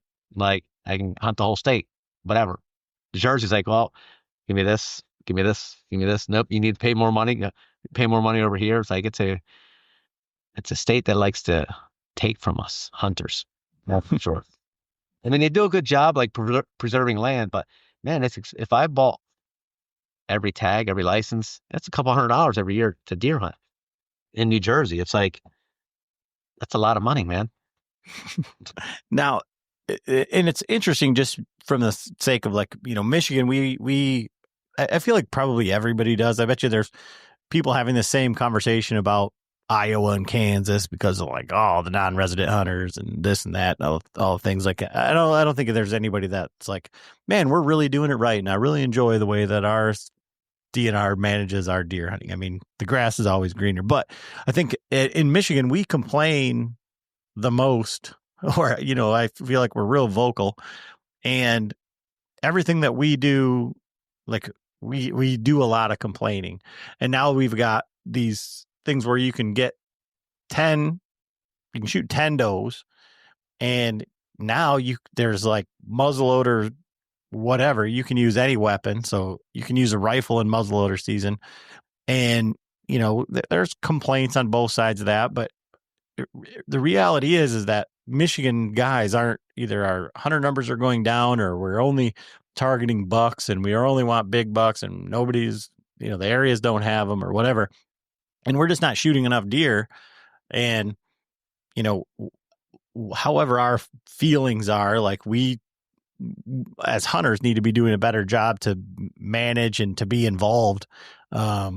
So I just wanted to say that, because I feel like, that's one of the things is, like, I don't think anybody is, happy about the way that their state manages, that we're always complaining. Well, if the states, it's a challenging job because politics got it involved in game management, and it's like Jersey, we had the bear thing.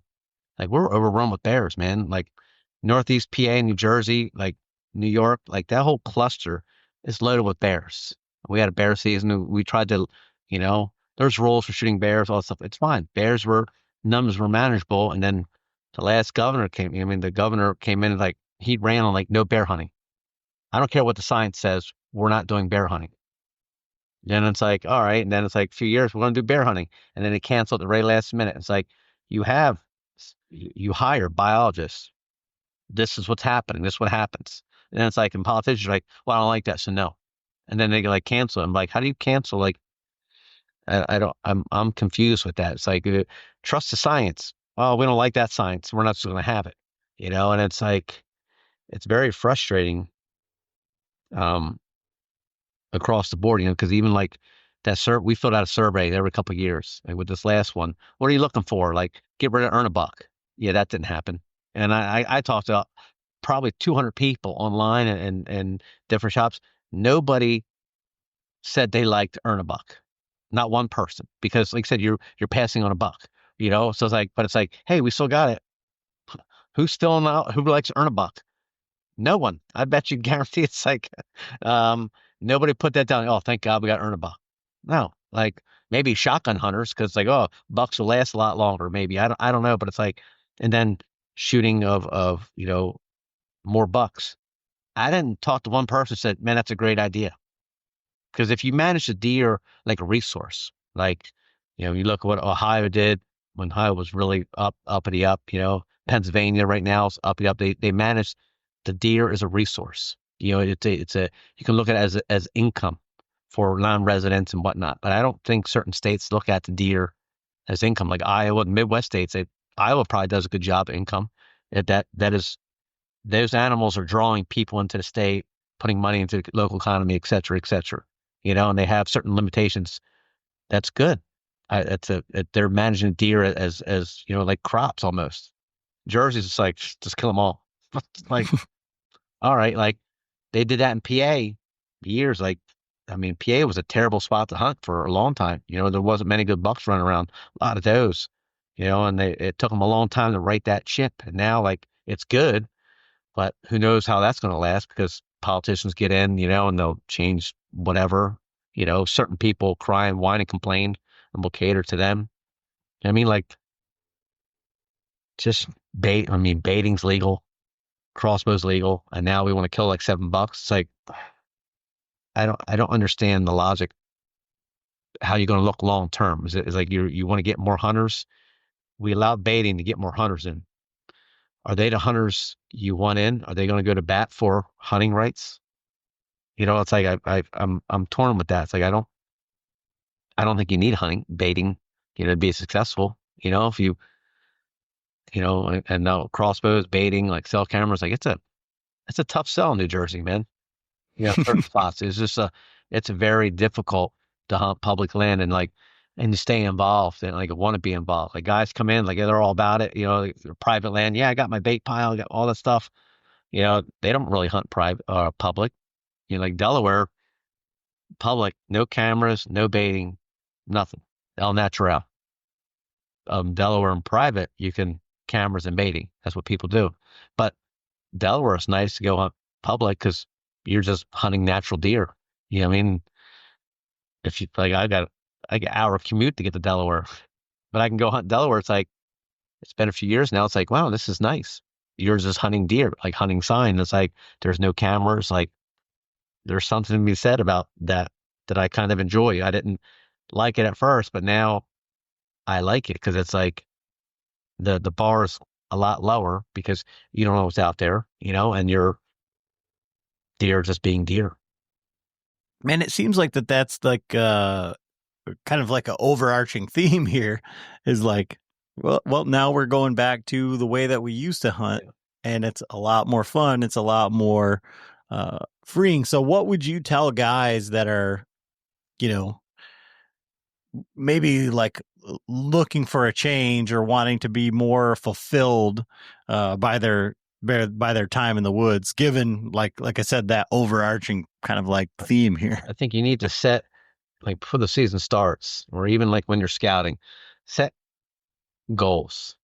Set some like goals that are just out of reach. Don't make them like unattainable. Like if you have this notion, like I want to shoot 180, and you're living in a state, there's not many 180s. Like you got to be a special person to want to accept that type of misery.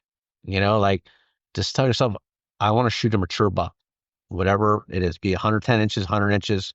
A mature buck, in my opinion, is 2.5. So that's 3 growing seasons, right? 2.5-year-old, they got 3 growing seasons. Like that's, that deer's 124 inches, whatever it was. That deer was 2.5, 124. This one back there, he was only 3.5. He's 140. But like this little guy here, that's a 2.5-year-old deer. Like that's a mature deer. Like the goal should be a mature deer. And if you're in a state or an area that's like I hunt really pressured, there's not a lot of jumbos. There's 1 or 2 megas, but they're decent deer. The goal's 2.5. If I can see that deer, I've been hunting long enough. It's a bigger body. Got a little weight to it. Not the full belly. But little chest popping on it. But just trying to aim for 2.5. Or even like a big 1.5. And just if you want to shoot a jumbo, you need to be in areas where they're jumbos. If not to take a dig at the Midwest, but if your goal is to shoot a 140-inch deer and you have a week to do it, if I live in New Jersey, I wouldn't take a week off in New Jersey. I would go Illinois, Iowa, Kansas. I would start applying in those states. If the goal is inches, the goal is age. Yeah, you can hunt in your state and try to shoot mature deer for sure, but just set goal is just out of reach, and then like set smaller goals to get to that one. Like, hey, would I love to shoot a 140? Absolutely. Have I seen one? Nope. Well, then bring it down a notch. And then like you talking earlier, shoot that first deer to get your adrenaline going. Like this deer here, like I was on a lot bigger deer. I mean, you can see my broadhead right there, but that deer came out. I mean, just that I told my dad the night before, I was like, I'm going to hunt this fence crossing. They're going to cross this fence. I was like, I'm going to shoot this buck because I thought it was a big buck. And that deer crossed just like I thought the big buck was going to do. And he came right out like an 8-yard shot. I was like, well, you're dead. I was like, because I seen him before. I was like, he's got a good body. He's mature. I was like, and I had an 8-yard shot. The season was over. It was like the 2nd or 3rd day of November permit. I was done hunting for November. I was fine with it. It wasn't, a jumbo, but I was like, it's a mature deer. He followed the script. And I was like, and, how do I not shoot that deer? So what do you have coming up this year? I see a right-handed bow in the background. Are you shooting any tacks? Are you able to do any of that now? I can shoot about 10 arrows, 15 before the hand and arm kind of like tell me like, yeah, you need to ease into that. Yes, I sold everything, bought that Matthews lift. It already had the upgraded limbs on it. It came with the sight and stabilizer. I sold a lot of quiver, everything. I sold all that stuff. I sent the sight back to Spot Hog. My buddy's gonna mill the back bar off so I can pull that slider all the way in because right now it hits the cables. Yeah, here, let's show you the arrows they sent me.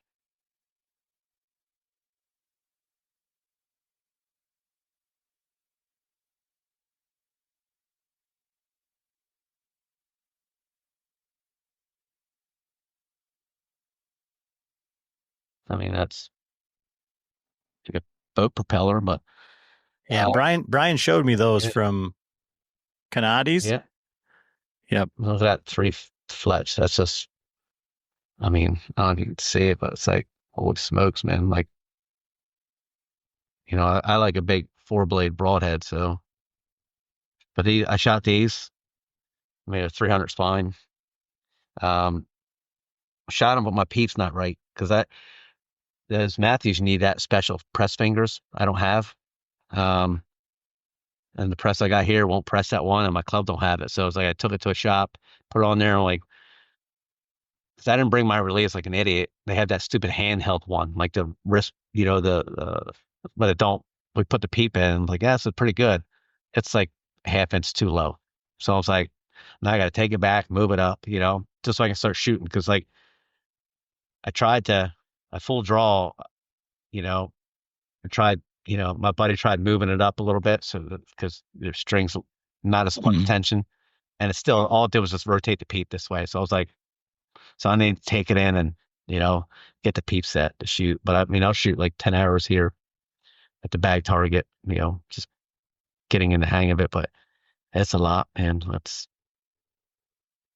10, 15 like in a row.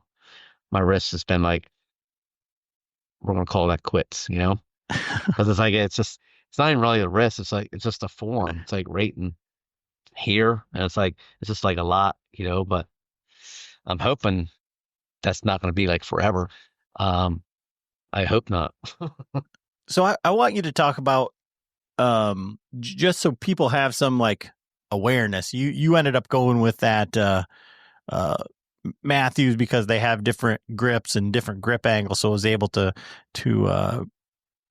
utilize it with your your wrist, the issue with your flexibility.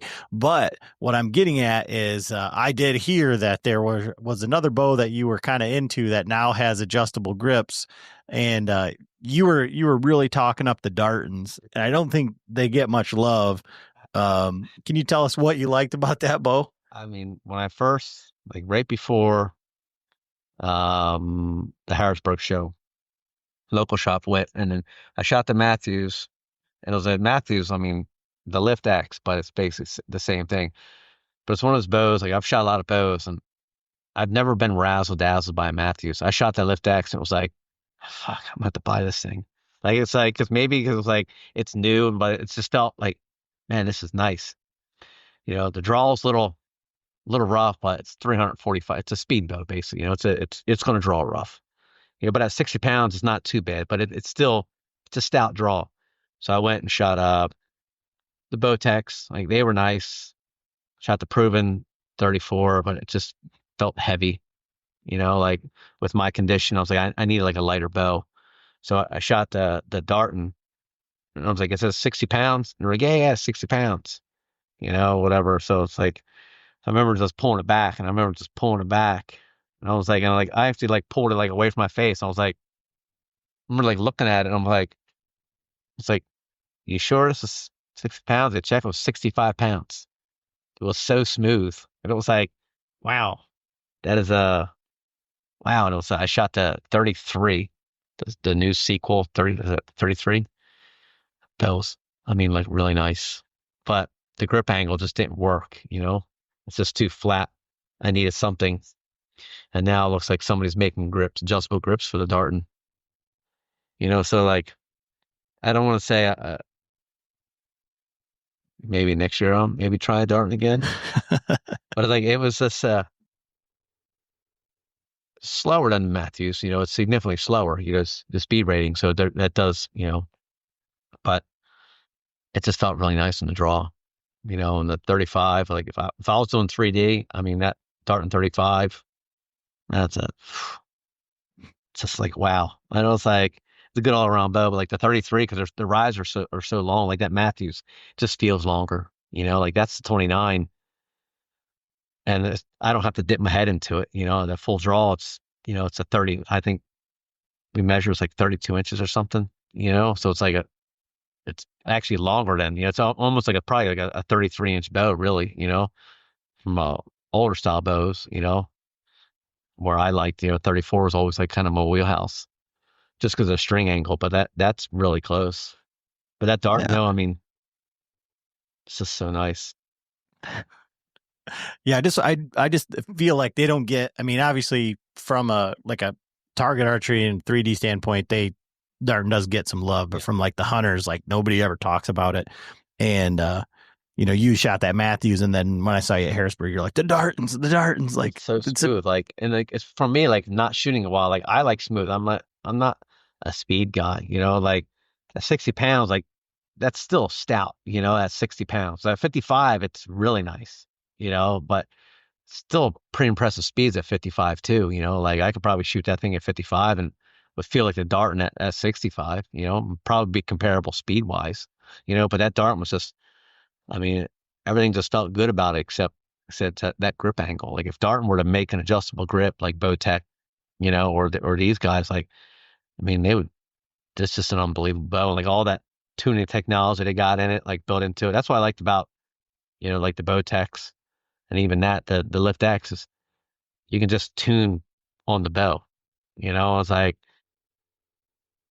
I did all that stuff many many years ago. It's like I like tuning bows, but I don't have hours daily to tune a bow anymore. Like I need like quick and easy. That's what I liked about the Lift X. I couldn't afford that one, or even like that Darton or even the Bowtech. You can have at it right there on the spot, so your adjustments are super quick, like even that change the top hats, it's not hard necessarily, but you're still dismantling the bow, you know, the new Lift X, the Bowtech, like even like the elites, like moving those limbs over, like it just makes life simpler, you know. So what's it going to take to get Greg at one of these Michigan TAC events?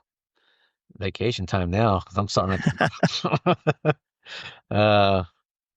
like I said, and I'm still not working right now because I said the problems in my hand. But I don't think I said I'm not able to do shooting, 50, 60 hours a day. I'm not there, that would just be awful. I'd be in pain the whole time.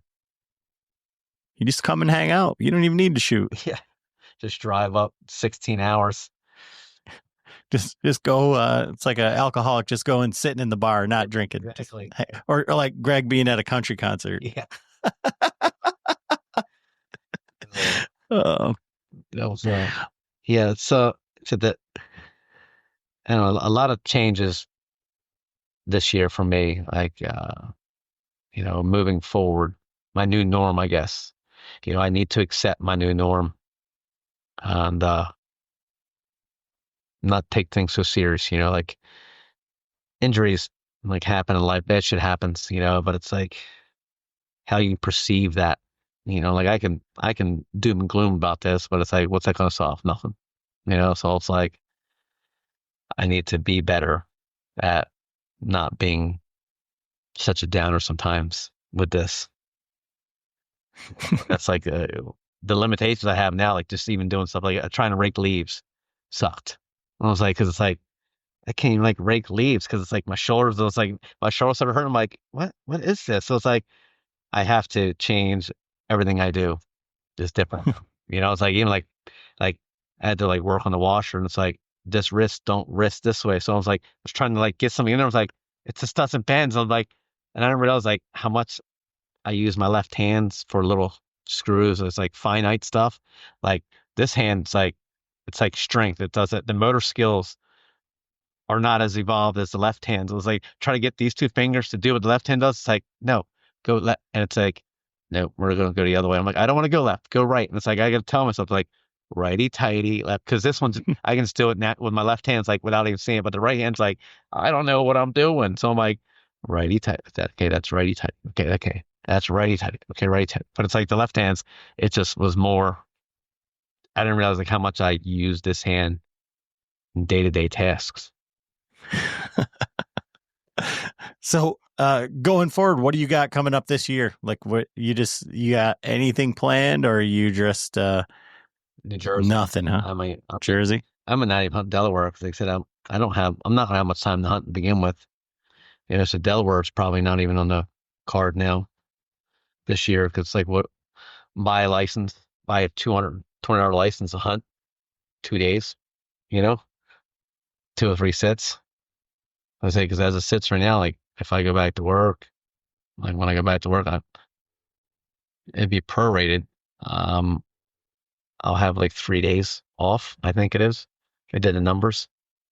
It's like, what is that going to do for me? So it's like just trying to shoot some does in Jersey. Maybe get that earn a buck early.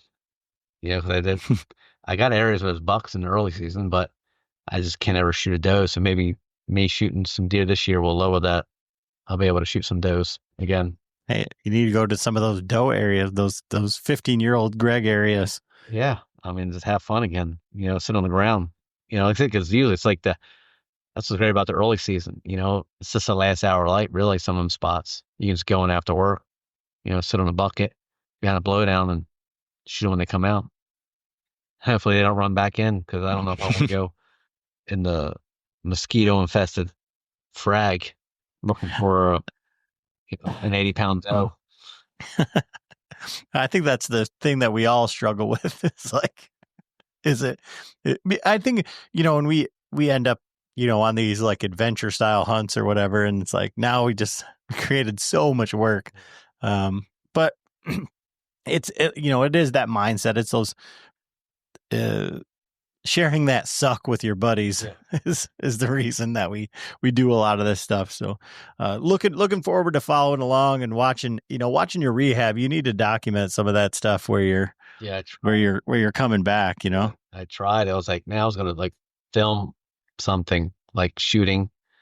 I can't even shoot. I can't even pull the bow back. Like my tooth hurts so bad. I'm like, well, that sucks. I actually I was talking to Derek and like Joey, how they like build out a story, like film and build out a story. I was doing that, and I was like, I want to film some stuff, shooting.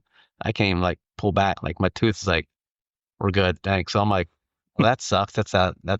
We can't do that now. So I was like, I think I'm gonna just sell that bow now. Like I don't really need it. Like, and being that the tooth hurts so bad, I don't even want to attempt to shoot with a mouth tab. Like I just need to sell it, maybe raffle it off. Greg Litzinger's DNA is all over this mouth tab. I sanitized it, Lysoled it up. You'd be good to go. But that's like I bought left-handed sight, rests. I bought so much left-handed stuff, and it's like the broadheads. I'll probably give the Simmons. I'm probably gonna give to Todd or my buddy John. Like I don't need them. I don't need a 200 grain broadhead. I was like the other broadheads, the grizzly ones, like maybe be a while to build, a 800 grain arrow. I would just like to shoot a deer with an 800 grain arrow with a compound to see what it does, Again, knock the spots off a 60-pound deer with 800 grain arrow. Yeah, it's like, because that's what's cool about like the limitations. Like I could build like that heavy arrow and put myself in the same scenario, but it's like you can shoot through any brush you want. Reeds aren't going to deflect. an 800 grain arrow going, 220 feet per second, but I just would like to hear what that sounds like on a deer's shoulder.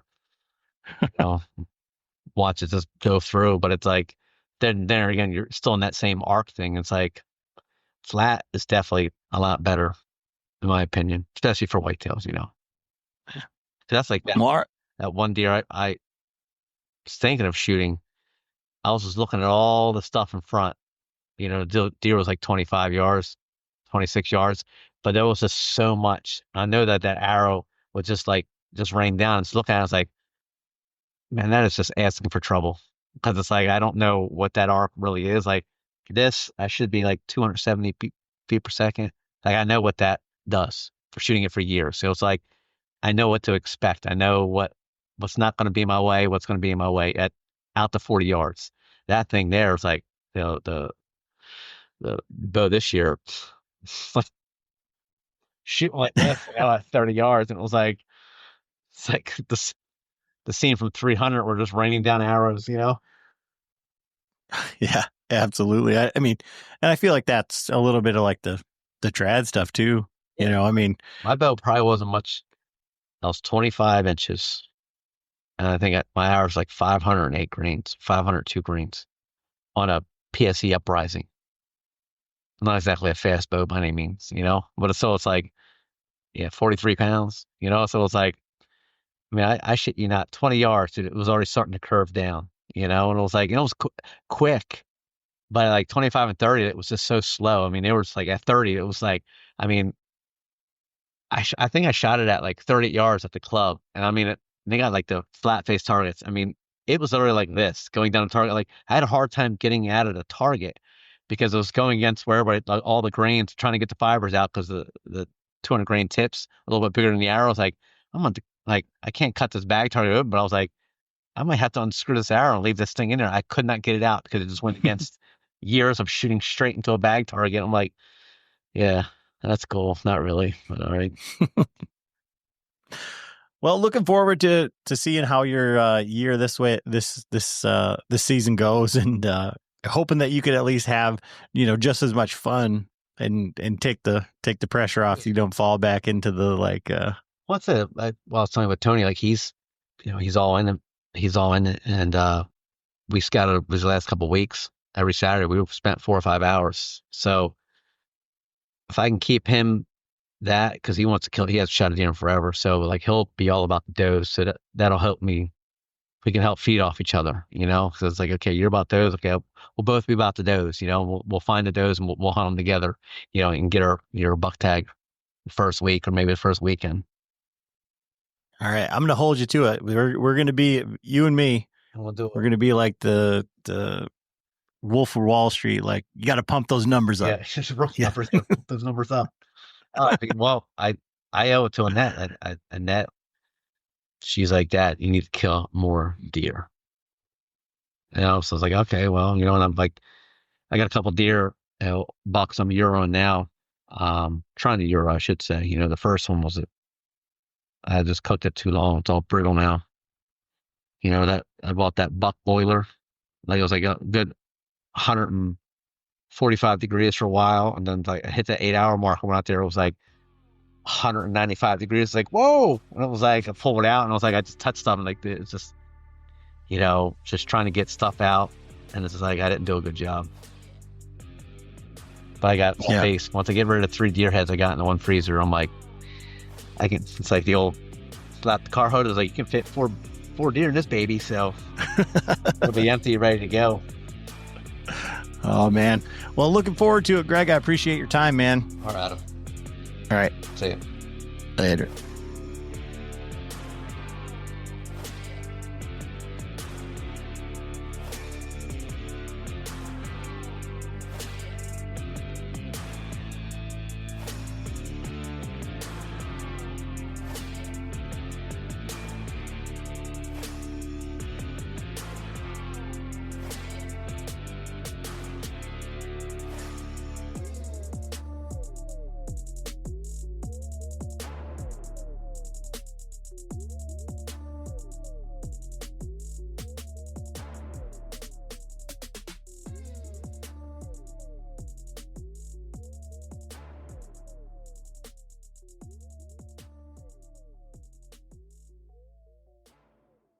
Want to plan your next fishing trip without the hassle?